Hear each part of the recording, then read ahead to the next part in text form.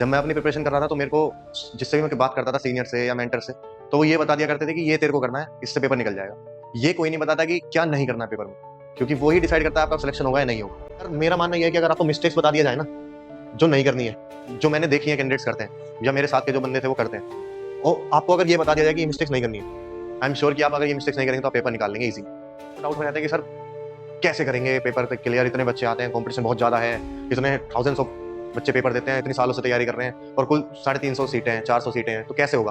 तो उनके लिए कि टेंशन, वो लोग क्या करते हैं, टेंशन ज्यादा लेते हैं, काम कम करते हैं, एक डिलेमा में घूमते रहते हैं कि कैसे होगा यार, मेरे से तो नहीं होगा ये वो। तो उनके लिए यही है कि स्टार्ट बिलीविंग इन योरसेल्फ, अपने अंदर बिलीफ रखो कि हम कर सकते हैं, टेंशन कम लो, काम ज्यादा करो।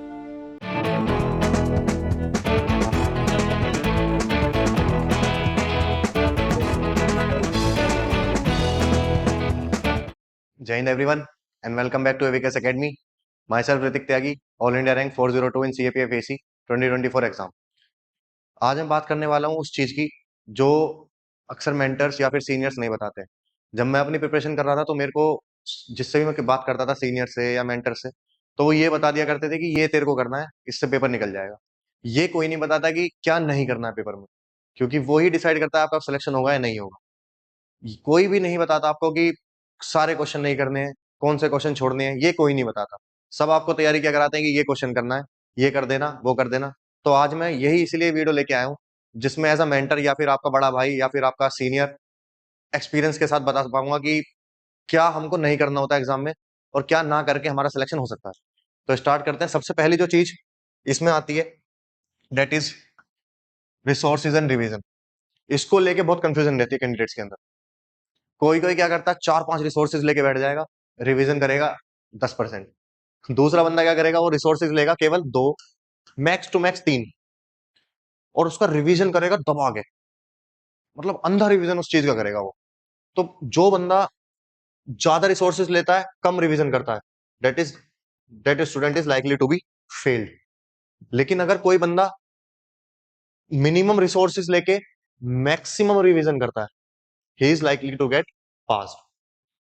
तो बेसिकली यही है, you should do maximum revision with minimum resources. आप कोई भी सब्जेक्ट उठाइए, उसके 2-3 रिसोर्सेज रखें और उसको अच्छा करके, मतलब तरीके से रिवीजन करें, उसको घोट के बिल्कुल ऐसा पी जाए अपने माइंड में कि आपको पेज नंबर भी याद हो, ऐसे टर्न करें याद आ जाए कि ये पेज नंबर है। इस तरीके से आपको अपनी प्रिपरेशन में इसका रोल रखना है। तो बेसिक कॉन्सेप्ट इज यही, maximum revision with minimum resources. Suppose you have taken subject history ले लिया आपने, अब आपको क्या करना है, हिस्ट्री की इतनी सोर्सेज हैं, ये भी बुक, ये बुक, वो बुक, XYZ, बहुत सारी बुक्स मार्केट में, उसमें से आपको कोई भी 2-3 सोर्सेज ढूंढनी है। फ्रॉम माई एक्सपीरियंस, आप कोई भी 2 सोर्स लो, उसका रिवीजन कर दो अच्छे से, उसको बार बार बार बार 3 टाइम्स 4 टाइम्स उसको पढ़ो, और जब आप उसके क्वेश्चंस लगाने जाओगे तो you will be able to solve the questions. So this is basically the first point, that is resources and revision. इसका आपको बेसिक ध्यान रखना है, अपने पास ज्यादा तामझाम नहीं जोड़ना है इतना सिलेबस का। 2-3 बुक रखो किसी हर सब्जेक्ट की, उसको बार बार बार बार पढ़ते रहो, पेपर निकल जाएगा बड़े आराम से। उसके बाद बात करते हैं उन कैंडिडेट्स की जो फ्रेशर्स हैं।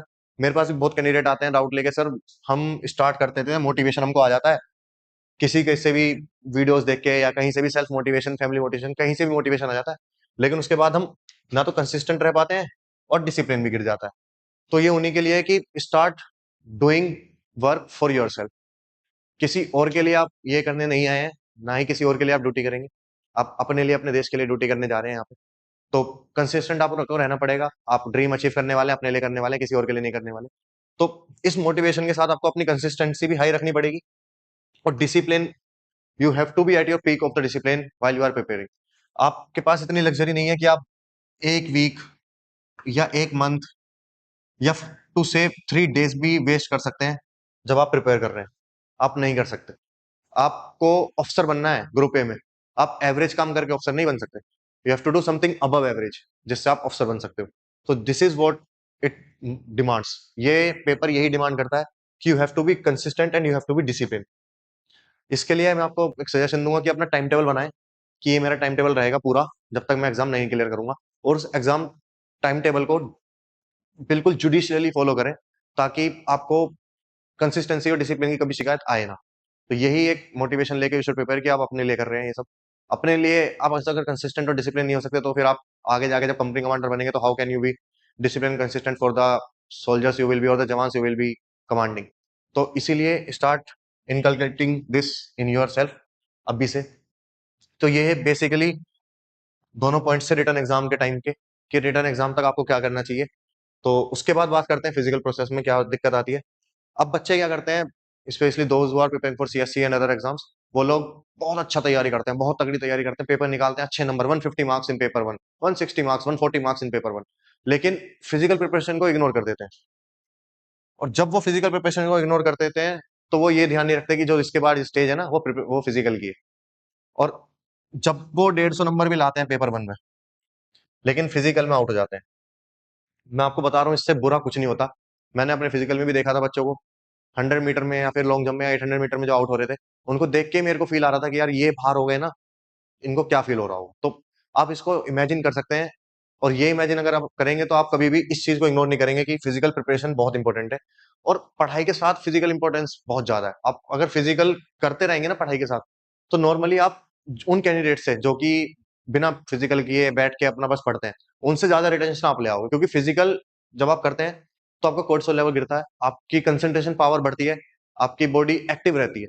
तो ये आपको रिटर्न में भी हेल्प करेगा। और आपका अगर आपका वेट ज्यादा है, मेरे पास ये भी डाउट्स आते हैं सर वेट ज्यादा है, तो आपको अभी से ही अगर फिजिकल करने लगोगे तो आपको फिजिकल में कोई दिक्कत नहीं आएगी पहली बार फिजिकल टेस्ट के अंदर। उसके बाद आपका वेट भी लॉस होने लगेगा। तो ये आपको मल्टी डायमेंशनल प्रॉफिट दे रहा है। और अगर आप इसको अब भी नहीं करेंगे तो फिर I don't think you will be able to clear the physical test, जो कि बिल्कुल स्टैंडर्ड टेस्ट है, इतना टफ नहीं है। उसके बाद बात आती है जब भी प्रिपरेशन, जैसे कि अभी बैचेस स्टार्ट हुए हैं हमारे फ्रॉम 10th of August। अभी बच्चे सोचते हैं सर अभी तो बहुत टाइम है, कर लेंगे ये वो। या फिर दूसरी साइड के जो बच्चे होते हैं वो डाउट में रहते हैं कि सर कैसे करेंगे पेपर क्लियर, इतने बच्चे आते हैं, कंपटीशन बहुत ज्यादा है, इतने थाउजेंड्स ऑफ बच्चे पेपर देते हैं, इतनी सालों से तैयारी कर रहे हैं, और कुल 350 सीटें हैं, 400 सीटें हैं, तो कैसे होगा। तो उनके लिए कि टेंशन, वो लोग क्या करते हैं टेंशन ज्यादा लेते हैं, काम कम करते हैं, एक डिलेमा में घूमते रहते हैं कि कैसे होगा यार, मेरे से तो नहीं होगा ये वो। तो उनके लिए यही है कि start believing in your self, अपने अंदर बिलीफ रखो कि हम कर सकते हैं, टेंशन कम लो, काम ज्यादा करो, बुक्स लो, रिवाइज कर दो। सोचो मत कि बैठ के मैं रिवाइज करूंगा या नहीं करूंगा, आज शाम को रिवाइज कर लूंगा। डू इट नाउ ना, अभी करके रिवीजन खत्म करो इसको। तो this is what you have to do while you are preparing, इसका ध्यान रखना है। उसके साथ साथ जब बात करते हैं इंटरव्यू पार्ट की, क्योंकि ये भी बहुत इंपॉर्टेंट रोल प्ले करता है आपके सिलेक्शन में, जब भी बात आती है इंटरव्यू की, तो अक्सर बोलते हैं कि जीके पढ़ के चला जाए इंटरव्यू निकल जाना है, ये पढ़ के चला जाए इंटरव्यू निकल जाएगा, या इंटरव्यू तो लक है। मैं मानता हूँ it is on luck, but some of its part is your personality, कि आपकी पर्सनैलिटी क्या है। Personality is physical and also mental. आप सोचते कैसा है, आप करते क्या है, और आप दिखते कैसे हैं, तीनों चीज ही आपकी पर्सनैलिटी शेप करती है। तो इसको भी ध्यान रखना होगा हमको एज अ कैंडिडेट जब हम प्रिपरेशन करते हैं, कि हमारी ओवरऑल पर्सनैलिटी डेवलपमेंट कैसे होगा। वो आपका बुक रीडिंग से हो सकता है, वो आपका फ्रेंड्स के द्वारा हो सकता है, वो आपका कोचिंग में आते हैं उसके द्वारा हो सकता है, वो आपका going for the team games उसके थ्रू हो सकता है। एनसीसी एक बहुत बड़ा रोल प्ले करती है पर्सनैलिटी के अंदर। मैं खुद एक एनसीसी कैडेट रहा हूँ, तो मेरे को पता है कि उसने मेरी पर्सनैलिटी कैसे चेंज की with in a span of 3 years. 3 साल का कोर्स था एनसीसी का। 3 साल में NCC taught you how to become a man from a boy. तो ये बहुत अच्छा रोल प्ले करती है। जरूरी नहीं है एनसीसी ही अगर आपके पास है तो ही पर्सनल डेवलपमेंट होगा। आप बुक रीड कर सकते हैं, उसको इंप्लीमेंट कर सकते हैं अपनी लाइफ में, डेली टू डेली बेसिस पे अपनी लाइफस्टाइल को ऐसा बना सकते हैं जिससे your personality start growing and developing. Physical aspect से कर सकते हैं, फिजिकल में आप you can start doing your physical exercises, उससे आपकी बॉडी स्ट्रेंथ आएगी, बॉडी मसल्स आपकी बॉडी पाएंगी, जो कि आपकी बॉडी को एक proper as an officer look देना शुरू करेंगी।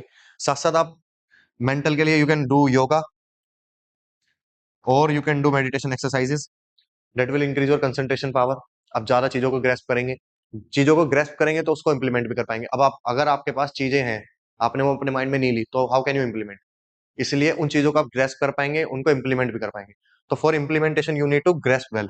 तो यही है कि ग्रेस्प करने के लिए आपको मेडिटेशन करनी पड़ेगी, योगा करना पड़ेगा, ताकि आपकी मेंटल पावर बढ़ सके। उसी के बाद आप पर्सनैलिटी ओवरऑल डेवलप कर पाएंगे। तो इंटरव्यू में general knowledge, yes, it plays a lot of importance, but साथ साथ your personality also plays, how you see the things, चीजों को देखते कैसे, वो बहुत ज्यादा इंपॉर्टेंट है। तो वही पर्सनैलिटी है। तो ये बेसिक चीजें हैं जो कैंडिडेट्स नहीं ध्यान रखते हैं वाइल दे आर प्रिपेयरिंग, और ना ही कोई बताता है। सब यही बताते हैं कि ये करना एग्जाम निकल जाएगा, बट अगर मेरा मानना यह है कि अगर आपको मिस्टेक्स बता दिया जाए ना, जो नहीं करनी है, जो मैंने देखी है कैंडिडेट्स करते हैं, या मेरे साथ के जो बंदे थे वो करते हैं, और आपको अगर ये बता दिया जाए कि ये मिस्टेक्स नहीं करनी है, आई एम श्योर कि आप अगर ये मिस्टेक्स नहीं करेंगे तो आप पेपर निकाल लेंगे इजी। तो this is what I have, ये वीडियो थी आपको कि बताने के लिए कि क्या नहीं करना है। तो ये इस चीजों का, इन सभी चीजों का आपको ध्यान रखना है, all these things, and start preparing for your exam, and all the best. Thank you and जय हिंद।